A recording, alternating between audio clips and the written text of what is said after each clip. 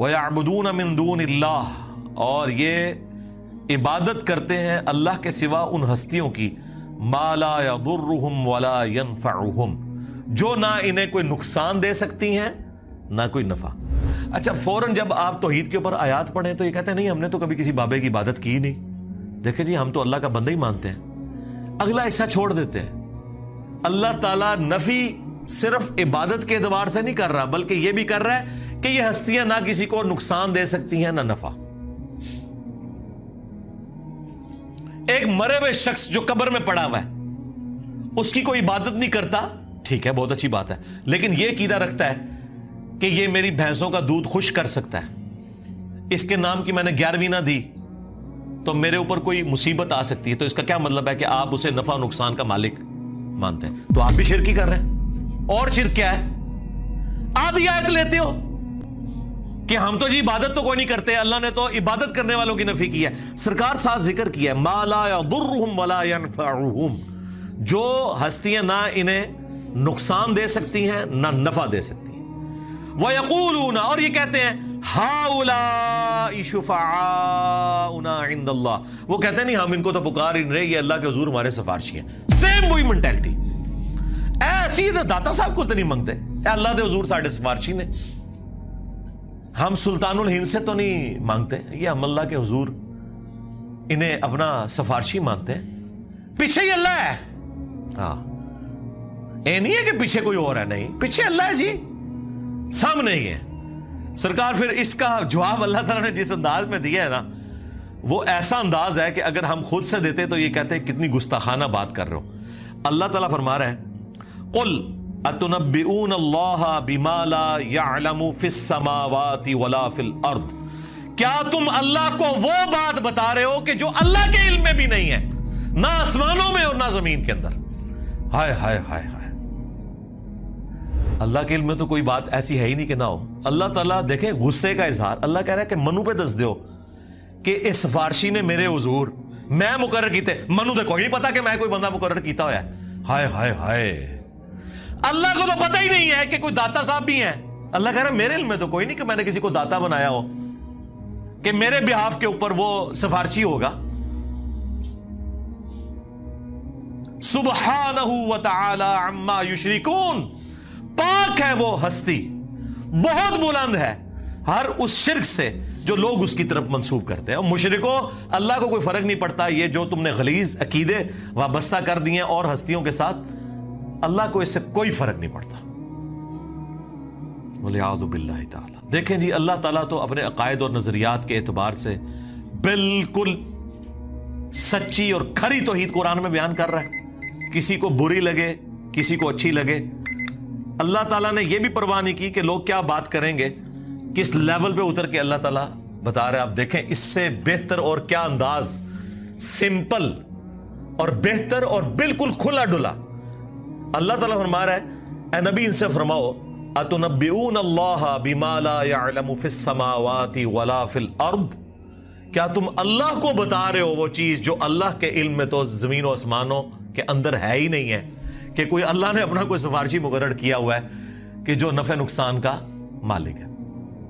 جب ہم نئے ریورٹ ہوئے نا، 2008-9 کی بات ہے، تو میں ایک اور سائٹ پہ اپنے بھائیوں کے ساتھ گیا، تو وہاں ایک دعوت اسلامی کے بھائی تھے،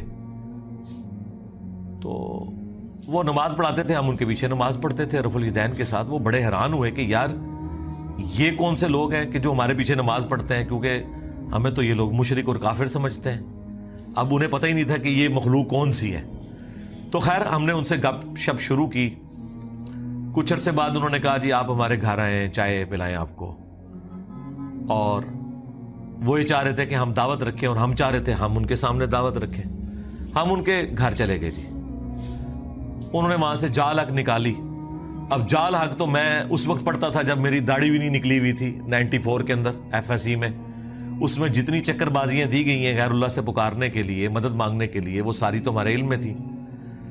تو وہ کہنے لگا آپ کو ہم پہ اعتراض کیا ہے؟ تو میں نے ان کو یہی آیات پیش کی کہ بھائی آپ کا جو عقیدہ ہے نا مرے ہوئے لوگوں کے بارے میں، ظاہری اس باب میں تو آپ کافر سے بھی مدد لیں، وَتَعَاوَنُوا عَلَى الْبِرِّ وَالتَّقْوَى وَلَا تَعَاوَنُوا عَلَى الْإِثْمِ وَالْعُدْوَانِ، नेकी परहेजगारी के कामों में एक दूसरे की मदद करो, बुराई में अलग रहो।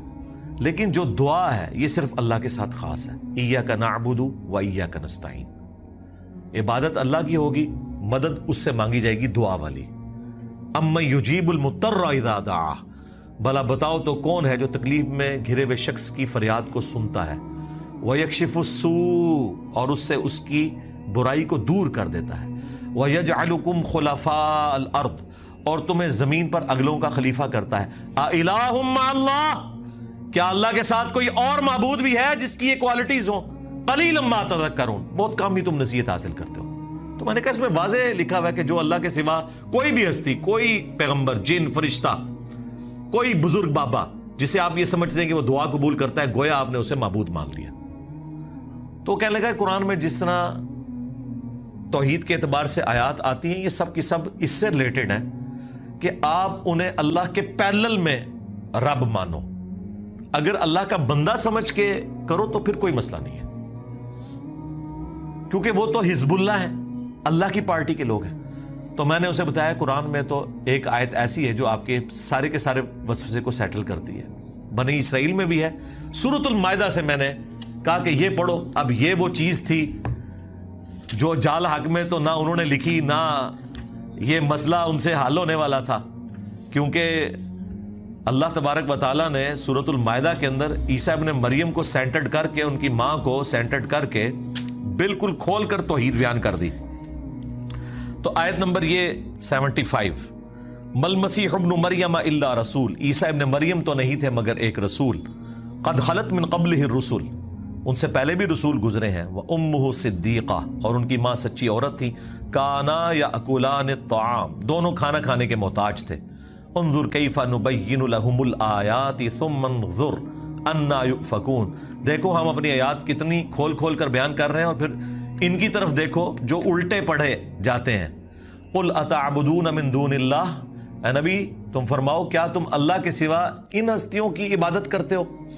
एक तो मिन दूनिल्लाह इन्हें कह दिया, जो ये कहते हैं जी बुतों के बारे में। यहां ईसा इब्न मरियम और उनकी वालदा को मिन दूनिल्लाह कहा, क्या इनकी इबादत करते हो? तो कहने लगा देखे ना जी, हम तो इबादत नहीं करते, हम उन्हें अल्लाह का बंदा मानते। मैंने कहा नाल लिखे है, माला यमलिकु लकुम दर्रन वला नफा, जो ना तुम्हारे नुकसान के मालिक हैं ना नफा के। वल्लाहु हुवस समीउल अलीम, और अल्लाह ही सुनने वाला इल्म है। मैंने कहा पिछले हिस्से को छोड़ दे। अल्लाह ने कहा कि ईसा उनकी मां ना तुम्हारे नफे के मालिक ना नुकसान के, तो शेख अब्दुल कादिर जिलानी थे शाह ही कोई नहीं, ईसा के जैसा है ही कोई नहीं, तेरा अब्दुल कादिर जिलानी थे शाह ही कोई नहीं, मरियम जैसा है ही कोई नहीं, तेरी राबिया बसरिया थे शाह ही कोई नहीं। अगर वो नफे नुकसान के मालिक नहीं है, ले जाओ अपने बापे। सुब्हानक अल्लाहुम्मा व बिहम्दिक अशहदु अल्ला इलाहा इल्ला अंता अस्तगफिरुका व अतूबु इलैक वमा अलैना इल्लल बलागुल मुबीन। काश मैं दौरे पैगंबर उठाया जाता, बहुदा कदमों में सरकार के पास